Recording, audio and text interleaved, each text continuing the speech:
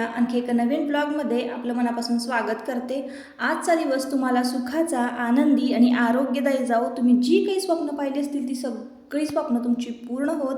त्याचबरोबर शुभ सकाळ सर्वांना। सकाळ सकाळची वेळ, देवपूजा वगैरे झाली, घरातली सगळी कामं आटपली आणि नाश्त्याला सुरुवात केलेली आहे। आता हे टायमिंग आहे ना सकाळी 7:30 पावणे 8च्या आसपासचं हे टायमिंग असावं। 7:45 वगैरे वाजले असतील।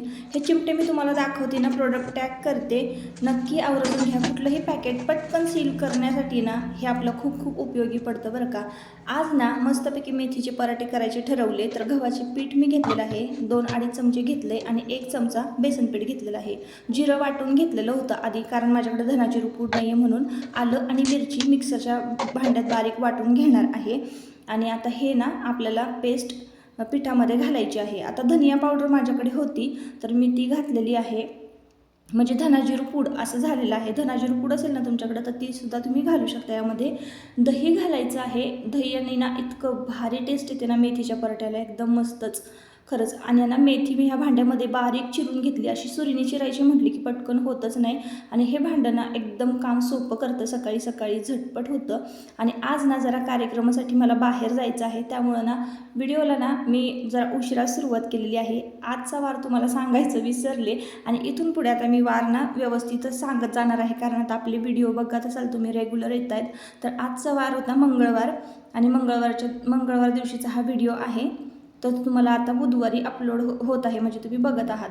तर कांदा लसूण मसाला घातलेला आहे। थोडंसं जरा तिखट असले ना, म्हणजे आमच्याकडे तिखट सगळ्यांना खायला आवडतं, म्हणून तुम्ही वरून तिखट जरी नाही घातलं ना, नुसते मिरची घातली ना तरीही चालेल, एकदम टेस्टी होतात। आणि मेथी थोडी कमी प्रमाणामध्ये मी घातलेली आहे, कारण मागच्या वेळेस मी केले होते ना पराठे, तर मेथी जरा जास्त झाली, त्यामुळं जळजळ होत होती दिवसभर, म्हणून मेथी ना मी थोडीशी कमी घातलेली आहे, पण एकदम बारीक चिरून घातलेली आहे। आणि हे सगळे जिन्नस एकत्र करून मस्तपैकी पीठ मळून घ्यायचं, पाणी घालून घालून घट्ट असं पीठ मळायचं आहे आणि गोळा झाकून ठेवून द्यायचं आहे। इतकी साधी सोपी रेसिपी आहे। हे पराठे तुम्ही लोणच्याबरोबर, सॉसबरोबर, दह्याबरोबर एकदम टेस्टी लागतात, कशाबरोबरही तुम्ही खाऊ शकताय। शिवाय नाश्त्याला सुद्धा खाऊ शकताय आणि मुलांना डब्याला सुद्धा देऊ शकताय। तर एकाच झटक्यात दोन्ही कामं होतात, जेवणाचे पण आणि डब्याचे पण। पण आता कसं आहे, जेवणाला हे पराठे घरी काही चालणार नाही, वेगळी भाजी काहीतरी करावी लागणारच आहे आणि काहीतरी मग भात वगैरे हे तर लागतंच, चपाती तर ते पण करणार आहे। फक्त हे नाश्त्याची तयारी आहे, म्हणजे नाश्ता केलेला आहे।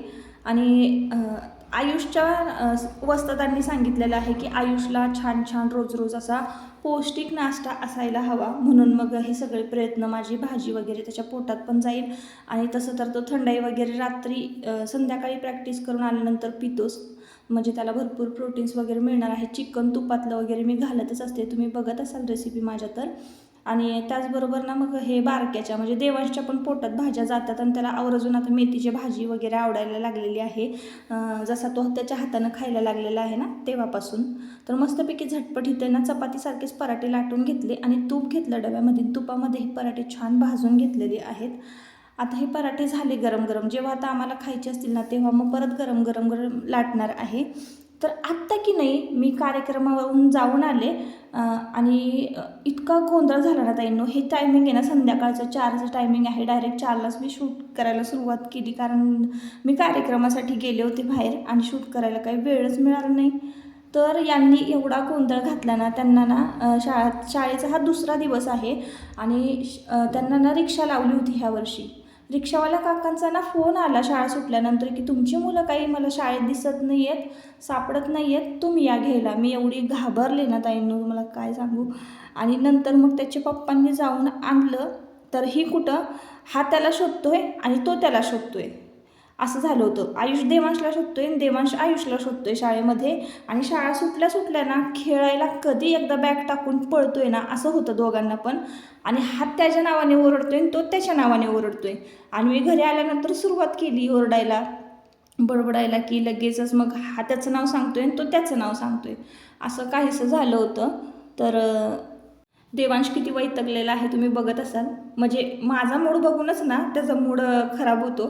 मी जर खुश असेल ना तो पण खुश असतो, पण मी जर चिडलेली असेल ना तर त्याच्या दादावर इतका चिडतो ना, काय विचारायलाच नको। दादा आपला थोडा शांत आहे, जोपर्यंत मी सांगते तोपर्यंत शांत असतो, एकदा का चिडला की चिडलाच। मग संध्याकाळी आल्यानंतर मस्त असं प्युअर 100% प्युअर असं मध आम्हाला मिळालं होतं आणि तेही कडुलिंबाच्या झाडावरचं औषधी मध असतं, तुम्हाला माहिती आहे. इतकं छान ना, तर दोन्हीही मुलांना खाऊ घातलं ते मध आणि डब्यामध्ये ना साठवून ठेवलेलं आहे. तुम्हाला मेण आवडतं का? म्हणजे आपण कुंकाच्या खाली लावतो ते मेण, तर ते मी मागच्या वर्षी शेअर केली होती रेसिपी त्याची. आता याचं काही जास्त निघणार नाही असं मला वाटतंय, नाही तर मी मेण कसं तयार करते याची सुद्धा रेसिपी मी तुमच्याबरोबर शेअर केली असती. बरं, तुम्हाला बघायला आवडेल का? मला नक्की सांगा मेण तयार केलेलं. तर ती रेसिपी ना मी तुमच्याबरोबर म्हणजे त्याची लिंक, त्या व्हिडिओची लिंक डिस्क्रिप्शन बॉक्समध्ये देईन. तर हे बघा किती प्युअर मध आहे आणि ते बघितल्या क्षणी ना खावंसं वाटतं, इतकं छान. ते डब्यामध्ये भरून ठेवलं, साठवून ठेवलं आणि आजच्या दिवशी की नाही म्हणजे व्हिडिओलाच उशीर झाला होता. आता दिवसभरातला थोडासा जरी वेळ ना आपण बाहेर दिला ना, बाहेरच्या कार्यक्रमासाठी किंवा बाहेर गेलो, तर घरात सगळं म्हणजे तसाच पसारा सगळा पडतो. संध्याकाळची वेळ झाली, मुलांना चहा बिस्किट दिलं, मध वगैरे खाल्लं आणि म्हणजे मी साड्या पिको फॉल करते ना, त्याचे एका ताईंनी पैसे दिले होते. तर आपले जे पण पैसे मी येईल माझ्याकडे येतील ते पैसे मी ह्या डब्यामध्ये टाकत असते, जेणेकरून तो डबा हळूहळू करून साठावा. आणि ह्या पैशाचं मी काय करणार आहे ते तुम्हाला मी हा डबा भरल्यानंतरच सांगणार आहे. पण खूप चांगली गोष्ट ह्या डब्यातून होणार आहे, कोणाची तरी गरज भागणार आहे. एवढंच मी तुम्हाला हिंक देते की ह्या डब्यातून ना कोणाची तरी गरज भागणार आहे. खूप गरजू जे व्यक्ती आहेत त्या गरजवंतांची ना गरज भागणार आहे. त्यामुळंच मी हा डबा आहे ना भरायचा प्रयत्न करते. जेवढ्या पण पिकोफॉलच्या साड्या येतील ना माझ्याकडं, वेळ नसेल ना मला ताईंनो तरीसुद्धा मी घेते, कारण मला आहे ना हे कुणाला तरी म्हणजे द्यायचे आहेत पैसे. तर चला मग, आता संध्याकाळचा पसारा तुम्ही बघत असाल, तर एवढा सगळा पसारा, जेवणाची दुपारची भांडी वगैरे तशीच पडली होती. मी एखाद्या दिवशी जर बाहेर गेली ना, आमच्या किचनमध्ये एवढा राडा होतो ना, अख्खं घर आमचं मेसीच होऊन जातं एक दिवस जर मी घरात नसेल तर. तर इकडं आता पटपट आवरून घेतलं. आज ना मला तुमच्याबरोबर मस्तपैकी जांभूळ जामची रेसिपी शेअर करायची आहे. आता हे जांभूळ खराब होऊन जातील, तर चला म्हटलं आजच तुमच्याबरोबर ही रेसिपी शेअर करते, नाहीतर मी उद्या करणार होते. तर पटपट ना हे जांभूळ मी ना निवडून घेतलेले आहे आणि त्याचा गर काढून घ्यायचा आहे आपल्याला आणि बी बाजूला काढून घ्यायची आहे. तर आत्ता आवरता करताना संध्याकाळचे 6:30 पावणे 7 वगैरे वाजले असतील, 7, कारण अंधार पडलेला आहे. उशीर खूप झाला होता, 7च्या पण पुढचं टायमिंग असावं. दिवाबत्ती कधीच झाली होती आणि आल्या ना मला चेंज करायला सुद्धा मिळालं नाही. जसं मी म्हणजे घाण्या बांगड्यांचा कार्यक्रम होता ना, तिकडं गेले होते. तर जसं मी साडी घातली म्हणजे नेसली होती, तर म्हणजे परत काही चेंज करायला मिळालंच नाही. तर आल्या ना पटकन चहा पिला आणि चला आता ना संध्याकाळच्या स्वयंपाकाला सुरुवात करूया. तर ही सुद्धा रेसिपी मी तुमच्याबरोबर शेअर करते. तर आता उशीर झाला ना स्वयंपाकाला, की झटपट कसा स्वयंपाक उरकायचा किंवा झटपट होणारे भाज्या कुठल्या, तर तुम्हाला सांगते. कोबी असतो ना, तो एकदम झटपट होतो मुगाची डाळ घालून. फक्त मिरची घालायची असते तेलामध्ये, हळद हिंग घालायचं असतं. फक्त कोबी ना कट करून ठेवलेला पाहिजे किंवा कोबी कट करताना पण स्पीड पाहिजे, म्हणजे ती भाजीसुद्धा एकदम पटकन होती. आता ही वांग्याची भाजी आहे ना, तर मी वांगेसुद्धा पटपट निवडून घेतले, कट केलेले आहे. अधिकची आपण चिन्ह काढतो त्याप्रमाणे त्या पद्धतीनं कट करायचं वांग. आणि कांदा कट करून घेतलेला आहे, त्या कांद्यामध्ये शेंगदाण्याचा कूट घातलेला आहे, आपला कांदा लसूण मसाला घातलेला आहे, लाल तिखट म्हणजे कांदा लसूण मसाला घातलेला आहे आणि हळद घातलेली आहे. तेल तापलं, त्यामध्ये थोडंसं जिरं घातलेलं आहे. इतकं छान लागतं ना जिरं वांग्याच्या भाजीमध्ये.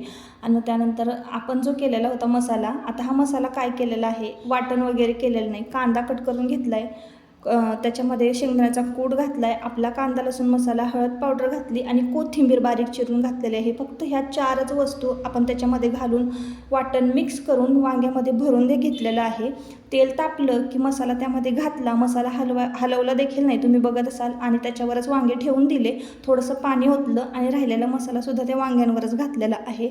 आणि ह्या म्हणजे कालवणाची ना 1-2 शिट्ट्या आपण कुकरला काढून घ्यायच्या आहेत.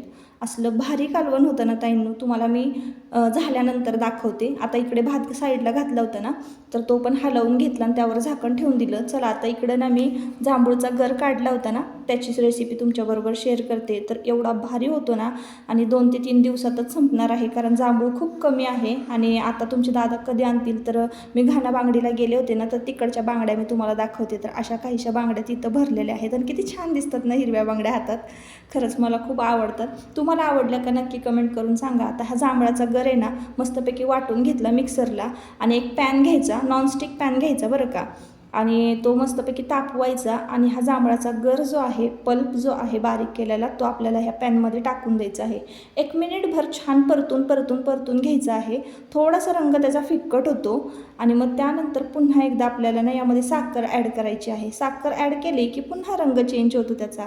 आणि किती म्हणजे काय टायमिंग आहे हे प्रोसेसचं मी तुम्हाला सांगते. आधी मिनिटभर परतून घ्यायचा, साखर घातल्यानंतर मिनिटभर परतून घ्यायचा, म्हणजे थोडेसे बुडबुडे आजूबाजूला सुटत नाही ना तोवर आपल्याला. आणि हाय फ्लेमवर केलं ना तुम्ही ही रेसिपी तरीही चालणार आहे. आणि कमी प्रमाणामध्ये करा, जास्त क्वांटिटीमध्ये करू नका, कारण मी हा म्हणजे अगदी 15 ते 20 दिवसच टिकवते बरं का. आणि बघा अशा पद्धतीनं आपलं छान म्हणजे असे बुडबुडे यायला लागले ना की मग समजायचं आपला जॅम हा तयार झालेला आहे. छान तयार होऊ द्यायचा, असे बुडबुडे फुटू द्यायचेत म्हणजे येऊ द्यायचेत. आणि मग त्यानंतर आपल्याला याच्यामध्ये की नाही थोडासा अगदी थोडासा लिंबाचा रस पिळायचा आहे.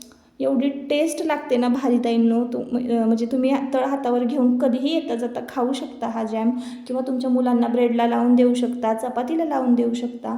आणि एकदम मस्त घरगुती केमिकल विरहित असा जांभूळ जॅम आपल्याला करता येतो. यावेळेस ना आमचं झाड तोडलं, म्हणजे एक आहे एकाने तोडलं, तर त्यामुळं ना आम्हाला असं म्हणजे आंबे कैऱ्या मिळाल्याच नाही, तर मला ना गुळांबा करता आला नाही बरं का. आणि आज करेन उद्या करेन असं म्हणता आंबे अक्षरशः पिकले. तर चला म्हटलं तर ही तरी रेसिपी तुमच्याबरोबर उन्हाळी रेसिपी शेअर करूया, कारण उन्हाळ्यातच आपण असे काहीसे पदार्थ करत असतो जे की स्टोअर करून ठेवता येतील. थोडंसं लिंबू पिळलेलं आहे आणि लिंबू पिळल्यानंतरसुद्धा तुम्ही लक्षात आलं असेल तुमच्या की कलर चेंज झालेला आहे. एवढा भारी लागतो ना ताईंनो खरंच. आता हे बघा टेक्स्चर कसं झालेलं आहे, म्हणजे कशी कन्सिस्टन्सी आहे त्याची, थोडीशी पातळ. तर ना आपल्याला लगेच हा गॅस बंद करायचा आहे. थंड झाल्यानंतर ना एकदम घट्ट होतो आणि इतका भारी लागतो ना. तर चला आता इकडे थंड व्हायला ठेवून दिलेला आहे जॅम, पलीकडे तवा ठेवलेला आहे, पटपट भाकरी टाकून घेते. पण त्याआधी तुम्हाला दाखवते की आपलं वांग्याचं कालवण कसं झालेलं आहे, भरलं वांगं मी कसं झटपट केलेलं आहे. तर बघताय तुम्ही थोडंसं असं ग्रेव्ही टाईप आहे, जास्त घट्ट पण नाही जास्त पातळ पण नाही, चपाती भाताबरोबर खाता येईल असं आपलं कालवण, असं आपली भाजी झालेली आहे. तर तुम्ही बघू शकताय इतकी मस्त, आणि कलर पण बघू शकताय, रंग बघू शकताय, काहीच घातलेलं नाही बरं का, एक्स्ट्राचा दुसरा कुठलाच मसाला घातला नाही. आपला कांदा लसूण मसाला घातलेला आहे. तुम्हाला जर पाहिजे असेल ना डिस्क्रिप्शनमध्ये नंबर दिलेला आहे, तुम्ही ऑर्डर करू शकता. तर फक्त एकच मसाला घातला ना की कालवण आपलं रेडी झालेलं आहे. तर असं आहे, मी तयार करून ठेवते मसाला, त्याच्यामुळं काही भाज्यांना वेळ लागत नाही. आणि भाजी तर बघू शकताय, बघितल्या क्षणी असं वाटतंय चपातीबरोबर भाकरीबरोबर खावी, भाताबरोबर पण खाता येईल अशी आपली भाजी तयार झालेली आहे. वांगं पण छान शिजलेलं आहे. आणि कलर बघताय तुम्ही, अगदी थोडंच तेल घातलं होतं, तेल काही मी जास्त घातलंच नव्हतं. तर चला हे बाजूला ठेवून देऊया आणि पटपट इथं मी ना भाकरी टाकून घेणार आहे. भाकरी टाकून घेतला आणि कट्टा वगैरे सगळं स्वच्छ करून घेतलं आणि लगेचच मग इकडं तुम्ही बघताय हा जॅम कसा तयार झालेला आहे. थंड झाला ना की हे अशा पद्धतीनं तयार होतं.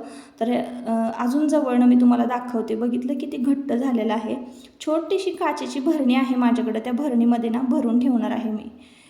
केमिकल विरहित इतका मस्त असा जांभूळ जाम ना तुम्ही कधीतरी मुलांना करून खायला घाला, कारण आता बऱ्याच जणांच्या अंगणात झाडंसुद्धा असतील, असेच जांभूळ गळून पडत असतील, वायाला जाण्यापेक्षा असं काहीतरी करा आणि खा. इतका टेस्टी लागतो ना खरंच ताईंनो, विकतच्या जॅमपेक्षा ना एकदम भारी.